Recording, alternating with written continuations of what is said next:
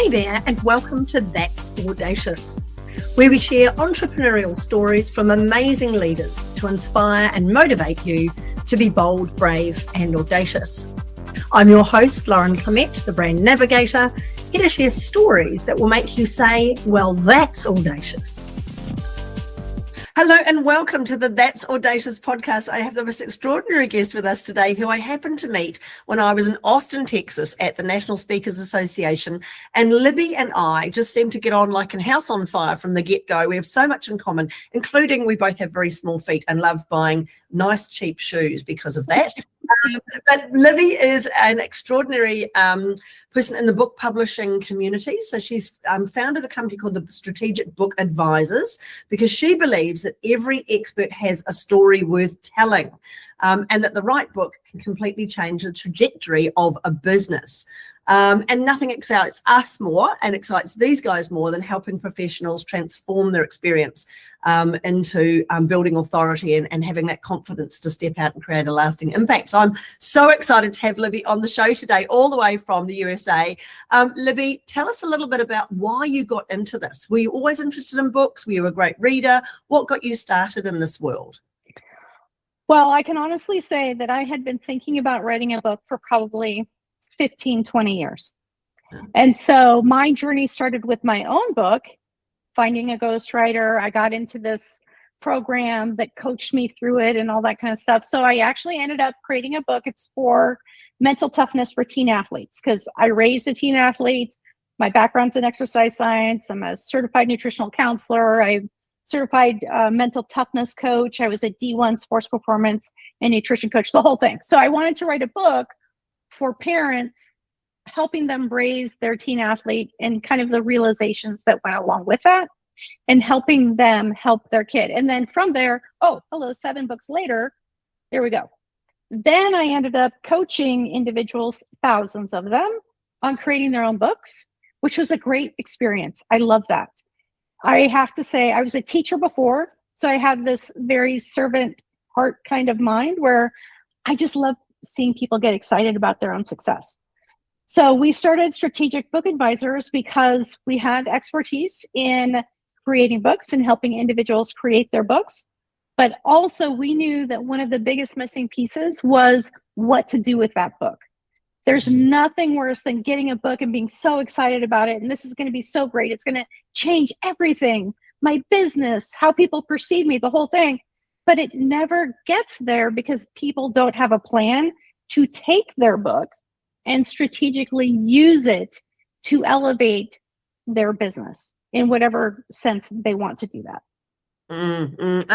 It's funny, I see it a lot actually with this whole, I've got an amazing story, or I really want to create more impact, or I want my story to help other people's lives, but they just don't understand the marketing side of things. And when I come from a marketing and branding background. So to me, it's a no-brainer that while you are thinking of the concept of your book, you're also thinking who's going to buy it, who's going to read it, how are they going to implement it, and so on. And that long knock-on effect that you have with a book, that you can then turn that into a program, a keynote presentation, a coaching program, etc. Or a lead generator, lots of things you can do with a book. What do you think that reasoning is? Is it just a lack of knowledge and understanding, or is it that people are just so focused on the immediate first step of, oh my goodness, it's going to be hard to write a book? I think that that's a big part of it. I thought about that book for 15 years, like forever. And I think a lot of people sit back and they've been thinking about, I need to write this book. I need to do this. And so I kind of liken it like this. If Mount Everest is going to be your book, creating your book, writing your book, I'm pretty confident you're not going to go up Mount Everest by yourself with a backpack going, I got this. I know what I'm doing, right? You need the Sherpa. You need the guide. So we're that Sherpa, we're that guide to help you get that book going and get to the top of Mount Everest and say, now I've got this book. But along the way, we help you create strategies to utilize this book. But I think so many people get they can't see the forest for the trees. They're like, the book is the thing that's going to make it, without realizing that they need all of these other key components to really elevate their business to the next level. Yeah, I love it. Now, Libby, my next question to you is a bit of an interesting one, because people might be listening to this thinking, okay, this sounds great, but I'm not sure whether I've got a worthy story. I'm not sure whether I've got the right, do you know what I mean? It's got a good story, but I don't know whether it's even worthy of being a book, let alone worthy of winning awards and doing all those sorts of things. Is there such a thing as a bad idea for a book? Or are they all good ideas that could be turned into a book? Okay, I'm going to definitely say there are some bad ideas for books. And that's just the rock bottom truth of it. We saw a book come through the other day, and it was about creating a contract for your family for cell phones. And I was like, okay, well, that's cool, but is that really a book? Like, seriously, right? It seems like it was kind of like a parenting thing all thrown together. But I truly believe that this is something that I see all the time. There's a demographic of people, typically women, typically 45 and older, with tons of experience, life experience, and work experience, all kinds of things. And when I talk to them about their book, they're like, well, I don't see anybody reading my book. And I think to myself, you have so much knowledge, so much experience, so many great stories that you can share to empower someone else, to help them feel not alone anymore in their own struggles, or even in their own goals. Or maybe you've got a great process that you've developed throughout your career. You need to get that down and get that out there, because in all honesty, if the book is on your laptop, it's not helping anyone. And there are a lot of people out there, and there's a lot of books, not gonna lie, but your voice might find that one person who looks at your book and goes, oh my gosh, they're writing about me, or they're writing this for me. What a great gift. Imagine how that would feel, knowing that you wrote that book for that person. Yeah, amazing. Isn't it funny that this is something that occurs mostly with women? That whole, we call it the tall poppy syndrome, the imposter syndrome, that I'm not as good. And often they compare themselves to, Bren Brown or, anybody else who's written amazing books. And they go, oh, I can't possibly be as good as her. And it's like, it's not about comparing your books to others, because it's a very quick way, isn't it? If you go to look on Amazon to see how many other books are there about parenting, or how many other books are there about surviving medical mispractice or whatever, oh, there's lots, if the minute you did that, you would give up straight away. I like the fact that you talk about your story being specific for an audience and something that connects with people. Now, you talk about this as being strategic. How early on in your process are you actually talking to your authors about, okay, yep, let's get your book written, but let's think about the end result. Let's think about who's going to read it, where it's going to be used in terms of growing your profile. So how early in that process do you start talking about the strategy? Before we even start writing the book. So Wow. We actually have this, I want to say it's a 25, 28 question questionnaire. Who is your book for? What do you want them to get out of it? What is the goal in writing this book? This may just be, I want to get my memoir out there, which is fabulous. But it also might be, hey, I want to elevate my business, and a book can open so many doors. I could send my book, my experience, to an investor that I'm going to meet with in a couple of weeks and say, hey, looking forward to talking about my business model, blah, blah, blah. Here's a little bit more about me, and send them a book. Imagine that conversation starts from such a different spot. So we gather that information before we even have a conversation, because we want to know, where do you see your book going? And then from there, I can, sprinkle in ideas and thoughts so that we can start creating that book with the end goal in mind, with the strategy that we're going to implement in mind. So one of the things that we also start doing very early on is creating what we call an advanced reader team, or an advanced reader copy, where you are creating a marketing list for your book already. Who do you want to read your book and give you feedback? Who's that going to be? Let's ask if they're willing to do that. Because what a great opportunity for you to get feedback before it's even published. But also, if you get a great quote from somebody well-known in your industry, we can throw that sucker right on the cover. That's awesome. Yeah, brilliant. This is why I love the discussion we had when we were together in Austin, was because I talk all the time about writing a book being like the two wheels on a bike, one wheel being the creation of the book, the other wheel being the marketing, and how it's so often people don't think about getting that other wheel going until they've finished writing the book. But this way, your approach means that not only are you going to get a better quality book out of it because it's marketable, it's saleable, it's someone will pick it up and instantly connect with it, and you're not having to then reprint another version of it after you've got reviews and testimonials and so on. But also, by the time you've written your book, you've now got an audience, you've now got a community who wants to know about that book, and there's a whole process behind not just writing the book but launching that book and then continuing to grow that book and turning it into impact. You also work with people for like up to a year after the book's been done as well. What is it that you do to help authors with that?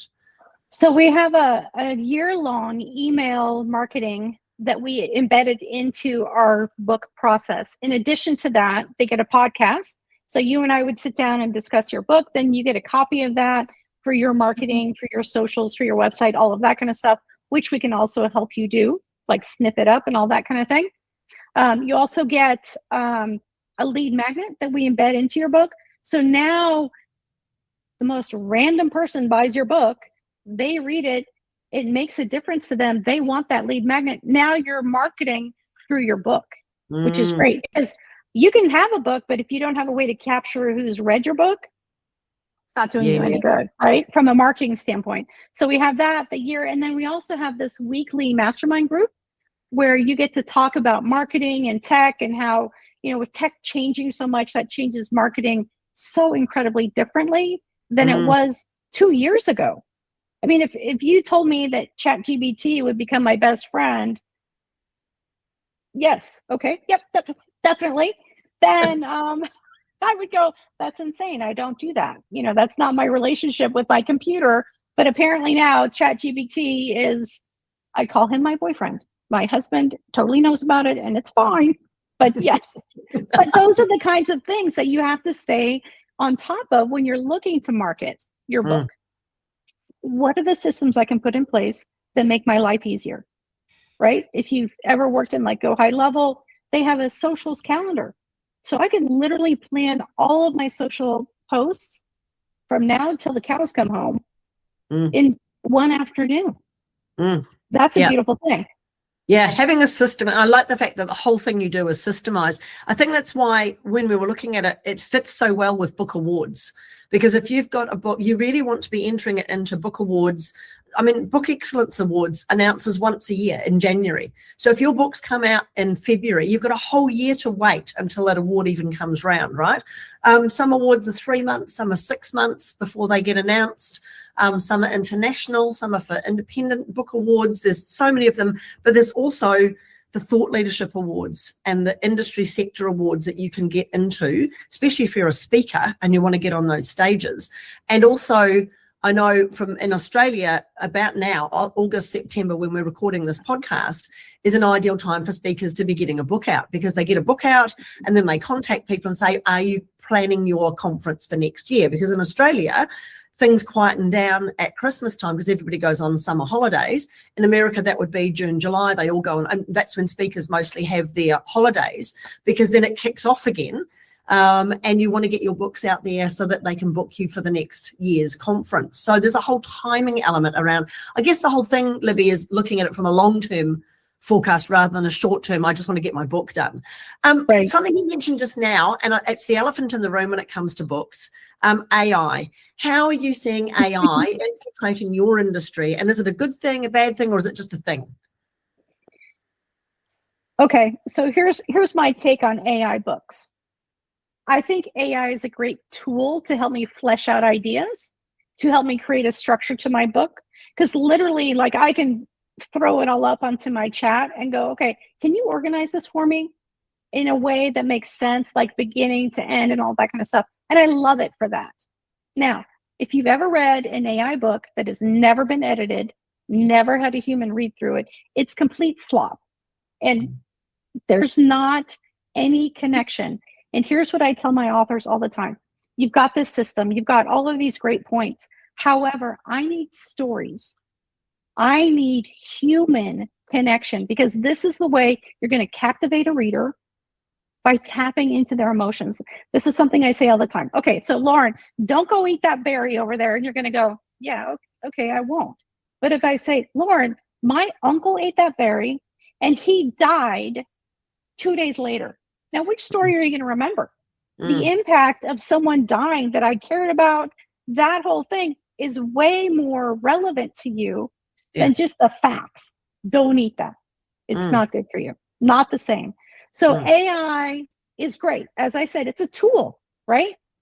Like Michelangelo used a hammer and a chisel, right, to create the David. However, it was his artistry that brought it to life. Just like AI is a great tool, now let us use the human artistry to bring your story to life.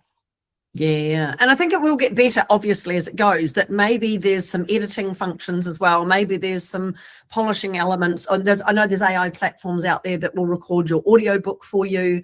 There's platforms out there that will format your book for you. There's all those sorts of things. Great. I think you're right. Treating AI as like a spotty intern that's there to help you rather than a writer who's going to write for you. I think you're away. You are listening to the That's Audacious podcast. If you like what you're hearing, there are lots of other episodes just like this one. Look for them on your favorite podcast platform. Libby, if you could go back in time and tell yourself something, some sort of advice to help you with where you are now with your business, what would that be? I would have to say that it's probably, and I think this is something that many people in my generation, especially women, not excluding men, is the fear factor. How can am I sure I'm good enough? Am I sure I'm clever enough, smart enough? All of these things. And I have to I don't wake up every morning saying, is this really me today? But I always keep telling myself, hey, you know what? I'm smart enough. I've made it this far. For God's sakes, if I can't figure it out, I'll ask for help, which is also a key thing that women don't tend to do. We don't like to ask for help. We feel indebted, whatever the case may be. But I think it's so important for me to just go back and tell myself, don't live with fear. Just do it. And if you were hanging out with me, you wouldn't think that that is something that ever runs through my brain. Because I'm not that. I'm like, jump off a 20-foot, 25 feet into the water. Sure. Am I deathly afraid of heights? Of course I am. But did I do it anyway? Yes, I did. Why? Because I told my daughter, who was 8, that I would. And if I'm going to do it, I'll typically do it. Do you think that's one of the big tips you would share with people who are thinking, hey, I think I'm ready to write that book, is just do it. Just take the leap of faith and do it? Yeah, because you can overanalyze it to death. And we have people who come to us and they're like, here's my manuscript. It's 70,000 words long. And I go, that's a lovely exercise to create 2 books. An ideal book is like 30,000 words-ish, because we're not necessarily a culture of readers much anymore. Funny, when you write your book description on Amazon, if it's not written in like bullet form, people will go right by it. So too big a book is too much. Too little of a book becomes a pamphlet. But to overanalyze it and think about it for decades isn't doing you any good. And again, don't forget, someone out there is going to benefit from your message, your methodology, what you have to offer. And sometimes I tell people, it's kind of selfish to keep that to yourself. Yeah, absolutely. Absolutely. So somebody's listening to this, they're going, right, you've convinced me. What's their first step? Libby, what do they need to do to get in touch with you? How do they get started? And what do they need to do? So pretty simple. We start out with an introductory call where we would flesh out your outline. You'll leave with kind of a draft idea. We'll circle back a couple days later and we'll go through it together. This is what, from our conversation, what I'm looking for in your book. Does this make sense? And then we go from there. Now, that call is completely free. The outline's free. If you want to take it and work on it yourself for the next 10 years, because that will probably take you how long it's going to take, right? Once you think about it, or you can work with us.